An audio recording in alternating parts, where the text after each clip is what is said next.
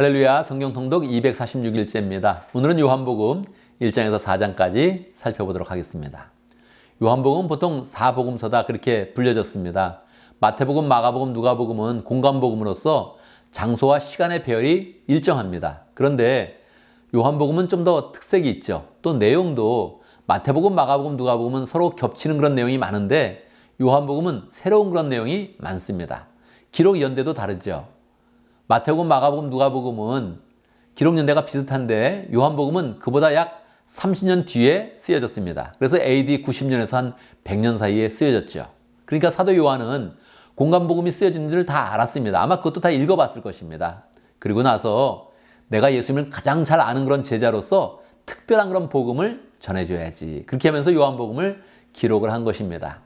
마태복음, 마가복음, 누가복음이 조금 더 하나님 나라, 예수님이 세우시는 하나님 나라에 초점을 맞췄다면 요한은 조금 더 요한복음에서 예수님에게 좀 더 집중합니다. 그래서 예수님을 아는 것 자체가 영생이고 예수님을 아는 것 자체가 구원이다. 이렇게 해서 예수님에게 좀 더 집중된 그런 복음서다. 이렇게 생각할 수 있겠습니다. 요한복음 1장에 보면 1절에서부터 18절까지는 반시어입니다. 시 같기도 하고 산문 같기도 한 그런 그 내용이죠. 1절 보면 태초에 말씀이 계셨다. 그래서 원래 계셨다 이렇게 하는 것보다 계시니라 이렇게 하는 게 원래 더 좋은 그런 그 표현이죠. 그리고 그 말씀은 바로 하나님이셨다. 그래서 이 요한복음은 창세기처럼 천지를 여는 그런 시작, 그리고 또 예수님의 시작이 아예 처음서부터 예수님께서 천지창조 전에 계셨고 그 말씀을 통해서 천지창조가 이루어졌다 하는 것을 우리에게 가르쳐주고 있습니다. 1장 내용에서 그 서론, 18절까지는 서론이라 그러는데 아주 중요한 그런 그 내용은 12절이죠.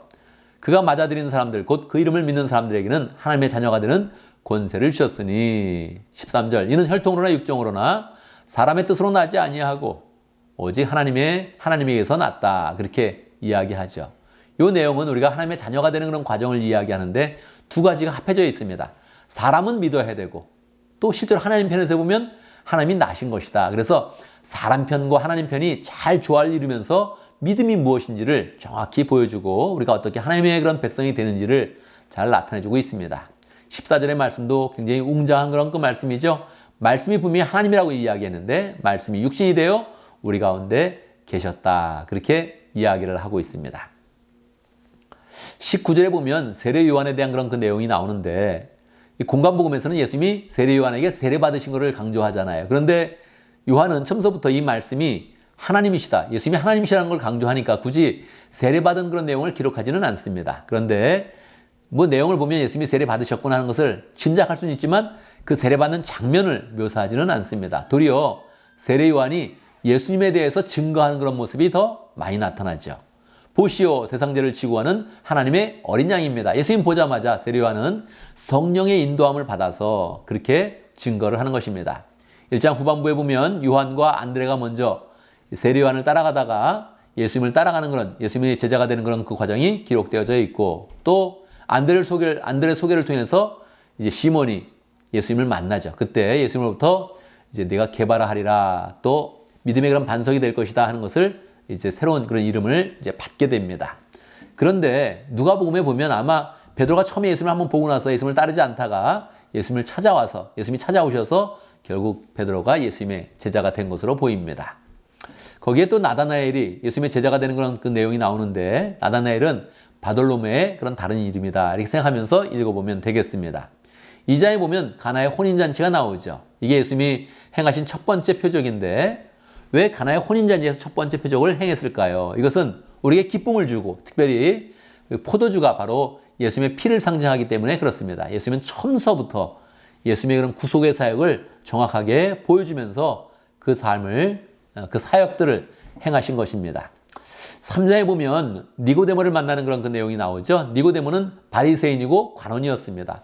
사회적으로 지위가 있는 사람이죠. 이 사람들이 예수님을 따른다면, 사회적 지위가 있는 사람이 예수님을 따른다면 예수님께서 기뻐하지 않겠어요? 그런데 예수님은 니고데모를 첫말부터 아주 그를 무시하죠. 사람이 거듭나지 아니하면 하나님 나라를 볼 수 없다. 무슨 뜻입니까? 니고데모가 거듭나지 않았다는 그런 뜻이죠. 그래서 예수님께 좀 교만한 마음으로 나오거나 높은 지위로 나오면 예수님은 그를 완전히 무너뜨립니다. 그리고 예수님을 차근차근 믿게 하죠. 이렇게 예수님께 책망을 받고 나서 나중에 니고데모가 예수님의 그런 장례 예식에 참여를 합니다. 그러니까 예수님이 그를 대하는 그런 방식이 옳았다는 것이지요. 니고데모를 말씀하시면서 예수님께서는 성령으로 사람이 변화되고 영으로 다시 태어나야 된다, 이런 말씀을 해주시면서 중요한 그런 그 말씀을 해주시죠. 요한복음 3장 16절, 굉장히 유명한 그런 말씀 아닙니까? 하나님이 세상을 이처럼 사랑하사 독생자를 주셨으니, 외아들을 주셨으니 이는 그를 믿는 자마다 멸망하지 않고 영생을 얻게 하려 하는 것이다. 이거 인앤아웃 그 컵에 보면 밑바닥에 쓰여 있는 그런 구절이죠. 그래서 이 니고데모와 대화를 하면서 예수님께서 이 성경을 관통하는 그런 가장 중요한 그런 구절, 요한복음 3장 16절을 말씀하셨다 하는 그런 내용을 기억해야겠습니다. 4장에 보면 사마리아 여인을 만나는데, 여러분, 니고데모를 만난 것과 사마리아 여인을 만난 것은 인류의 대표자를 만난 것입니다. 니고데모와 같은 사람이 있을 것이고 세상에는 사마리아와 같은 사람이 있을 것이다. 사마리아는 낮은 자고 천대받고 그렇게 사람들에게 외면받는 사람이죠. 주님은 이런 사람을 찾아가십니다. 직접 찾아가셔서 말씀하시고 부탁하면서 말꼬를 트시고, 그리고 영생에 대해서 말씀을 해주시죠. 14절에 보면 내가 주는 물을 마시는 사람은 영원히 목마르지 아니할 것이다, 그렇게 이야기하면서 네가 나한테 물을 달라고 이야기해야 된다, 그렇게 가르쳐 주시죠. 그리고 사마리아 여인에게 네 남편을 데려와라, 이렇게 이야기하면서 정확하게 그 사람의 그런 심장을 꿰뚫으면서 그 말씀을 주셔서 그가 자기의 모습을 다 고백하고 메시아를 받아들일 수 있도록 그를 잘 인도를 해 주십니다. 4장 마지막 부분에 보면 왕의 신하의 아들을 고치는 그런 그 내용이 나오는데, 이게 두 번째 표적입니다.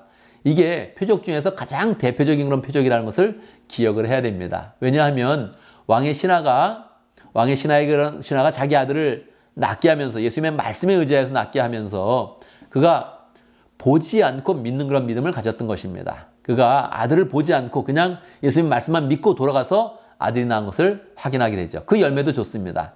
그와 그 온 집이 예수님을 다 믿게 되는 것이죠. 그래서 예수님의 표적이 7번 나오는데, 지금 우리가 2장에서 가나의 그런 혼인잔치, 4장에서 왕의 신하의 아들을 고치는 그런 그 내용, 이 두 가지 표적을 경험하면서 이렇게 4장까지 마치게 됩니다. 요한복음은 정말 다이나믹하게 우리의 인생을 바꾸는 그런 내용이 풍성한데, 집중하여서 말씀을 읽으면서 은혜를 풍성히 받는 복된 삶을 살기를 간절히 바랍니다.